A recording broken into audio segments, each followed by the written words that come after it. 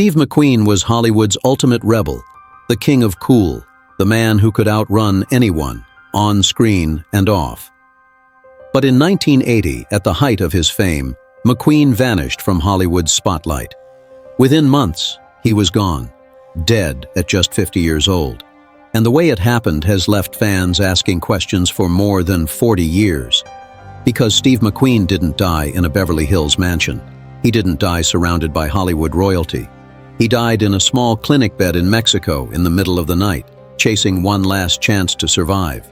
Some say it was desperation, some say it was bad medicine, and others believe the truth about his final days is far darker. This is the untold story of Steve McQueen's final mystery, and the secrets Hollywood never wanted you to hear. Before we break it down and get into all of the juicy details, hit that subscribe button and turn the notifications on. It really helps support our channel and pushes us to create more great content. Now let's get into it. For years, Steve McQueen looked unstoppable. He raced cars at terrifying speeds, performed his own stunts, and lived life like he was untouchable. But in the late 1970s, something began to change. He was coughing more, losing weight, feeling weaker than he ever had before. At first, he brushed it off, blaming the cigarettes, the long nights, the racing accidents. After all, Steve McQueen didn't get sick. Not him. But soon, the pain became impossible to ignore. Doctors ran tests, and the results stunned everyone. Steve McQueen had mesothelioma, a rare and deadly cancer, one with no real cure, and the clock was already ticking. The cause? Experts traced it back to asbestos exposure. McQueen had worked around it in the Marines, in the garages where he fixed motorcycles, even on Hollywood sets where asbestos was used as a cheap flame retardant. He had no idea he'd been inhaling a silent killer for years. By the time doctors caught it, the disease was everywhere. Tumors spread across his lungs, his chest, even his abdomen. The king of cool, the man who could outrun anyone, had finally met an enemy he couldn't escape. And what made it worse was the helplessness. Traditional medicine couldn't offer him much beyond pain relief. No experimental drugs, no miracle treatments, just the slow, inevitable countdown. For McQueen, that was unacceptable. He wasn't the kind of man to wait quietly for death. If doctors in America couldn't save him, then he would find someone who could. That search, desperate, dangerous, and controversial, would take him far away from Hollywood's spotlight, across the border into Mexico, and it would change the story of his final days forever. When doctors told Steve McQueen there was nothing they could do, he refused to accept it. The same man who once walked away from Hollywood contracts, who lived by his own rules, wasn't about to let death dictate his story. So McQueen began searching for answers outside the system. He read about alternative medicine, experimental treatments, and fringe doctors claiming they could succeed where hospitals had failed. And soon, his journey led him to one man, a controversial American doctor named William Kelly. Kelly wasn't like the doctors in Los Angeles. He believed cancer wasn't just a disease, but something that could be treated by rebuilding the body. His therapy involved strange and extreme methods: coffee enemas, raw liver juice, massive doses of vitamins, and strict diets meant to starve the cancer cells. To Hollywood insiders, it sounded insane, dangerous, reckless, but to Steve McQueen, it sounded like hope. By 1980, McQueen had slipped out of Hollywood and crossed into Mexico, hiding from the cameras and the tabloids that were already circling like vultures. In a small clinic in Juarez, he placed his life in the hands of Kelly and his unconventional methods. For a while, it seemed to be working. McQueen told friends he felt stronger. He gained back some weight, even smiled again. Stories leaked to the press that the king of cool was beating the odds. But behind the curtain, the truth was much darker. His body was deteriorating. The tumors were spreading faster than the treatments could keep up. And while McQueen clung to hope, the medical community called it a dangerous illusion. Still, Steve McQueen was a fighter.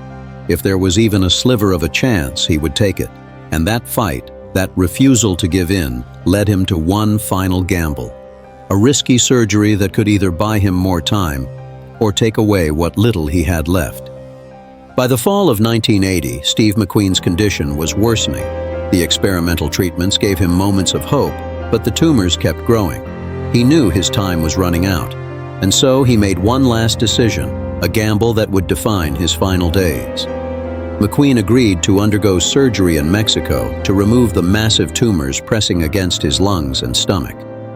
American doctors had refused to even attempt it, saying the risks were far too great. But McQueen wasn't ready to hear the word impossible. On November 6th, he was wheeled into the operating room of a small clinic in Juarez. No Hollywood glitz, no cutting-edge hospital, just a modest facility surrounded by secrecy, guarded from the press.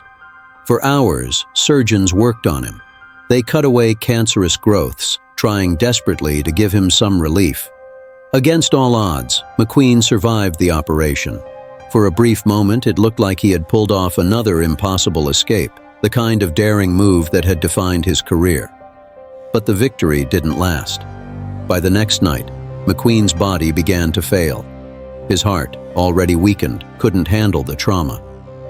In the early hours of November 7th, 1980, Steve McQueen's fight ended quietly in that small Mexican clinic. He was only 50 years old, the king of cool, the man who had outrun cops, villains, and even Hollywood itself, had finally been caught by something no stunt, no car chase, no rebellion could outmaneuver. And yet, even in death, the story didn't end. Because almost immediately, questions began to swirl. Was it the surgery that killed him? The experimental treatments?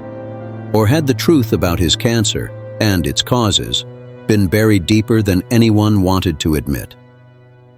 In the early hours of November 7th, 1980, the King of Cool took his final breath. The room was quiet, dimly lit, with only a handful of people by his side. Steve McQueen, Hollywood's untouchable rebel, was gone. The news spread like wildfire, but it wasn't announced by Hollywood insiders or big studio press releases. Instead, it came from across the border. Word leaked from Juarez, Mexico, that one of the world's biggest stars had died in a small, private clinic far away from the spotlight he once ruled. When the story hit the headlines, the reaction was shock. Fans couldn't believe that McQueen, the man who always seemed larger than life, could be taken so suddenly and in such a quiet, almost hidden way. Reporters swarmed Juarez. Paparazzi snapped photos of the clinic. Rumors spread faster than the facts. Some said he had been poisoned by bad treatments. Others claimed the surgery had gone wrong. There were even whispers that Hollywood wanted the truth buried because the real cause of his illness was too explosive. Back in Los Angeles, his family was left to mourn in the harshest way possible, under the glare of worldwide attention. His wife, Barbara Minty, had been with him in Mexico during those last days, watching helplessly as his strength slipped away. His children, Chad and Terry, were devastated, struggling with the fact that their father had died far from home. And yet, even as the grief set in, there was something else in the air: mystery. Why had he gone to Mexico at all? Why had he trusted treatments that mainstream doctors called reckless? And why, after surviving a dangerous surgery, had he been left so vulnerable in a clinic that lacked the resources of an American hospital? The questions piled up. The grief turned into speculation. And what should have been a simple, tragic ending became the start of something much bigger, the controversy that would follow Steve McQueen's death for decades. Steve McQueen's death should have been a closed chapter. Cancer, a risky surgery, a tragic ending. But almost immediately, the questions began.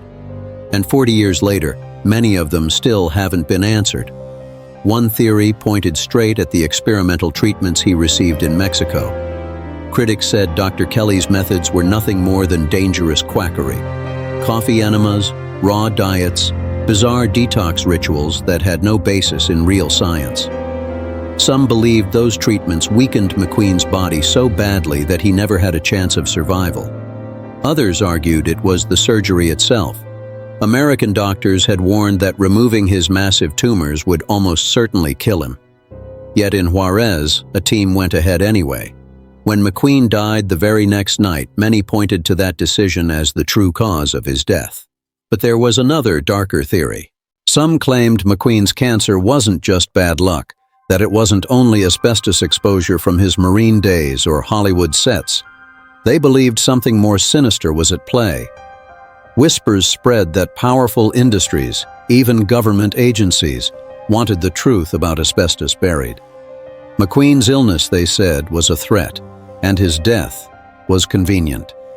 The controversy only grew when photos from his final days surfaced, images showing the once powerful star looking frail and unrecognizable. Fans questioned why he hadn't stayed in the U.S., why his family hadn't pushed for safer care, why his story ended in secrecy across the border instead of in the open. To this day, the debate rages on. Was Steve McQueen the victim of reckless medicine, of desperation, or of a truth that Hollywood, and maybe the world, wasn't ready to face? And yet, through all the mystery, one thing remained certain. Steve McQueen never stopped fighting. Even in his final hours, he lived on his own terms, refusing to play by anyone's rules but his own. Steve McQueen's life was a contradiction. He was the kid abandoned by his father, beaten by his stepfather, and raised in reform schools. Yet he became the highest-paid movie star in the world. He was the king of cool, a man every studio wanted, every fan admired, and every rival feared. But beneath the fast cars, the Hollywood glamour, and the icy blue stare, McQueen was haunted. Haunted by the past he could never escape, haunted by the addictions and obsessions that drove him, and in the end, haunted by a disease that not even his defiance could outrun. And yet, that's exactly why his story still matters, because Steve McQueen never stopped fighting. When Hollywood tried to control him, he broke free. When directors told him no, he rewrote the script. And when doctors told him it was over, he went to Mexico and took his shot anyway. For better or worse, he lived and died on his own terms. That's the legacy of Steve McQueen. Not just the daring stunts, the motorcycle jumps, or the legendary car chases, but the reminder that even legends are human, that even the strongest carry battles no one else can see. Today, 4 decades later, the mystery of his final days still lingers. Was it desperation, recklessness, or was it courage? The truth may never be fully known, but maybe that's the point. Because Steve McQueen was never meant to be explained.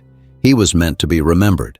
And that's why, long after his last ride, he remains what he always was: Hollywood's eternal rebel, the king of cool,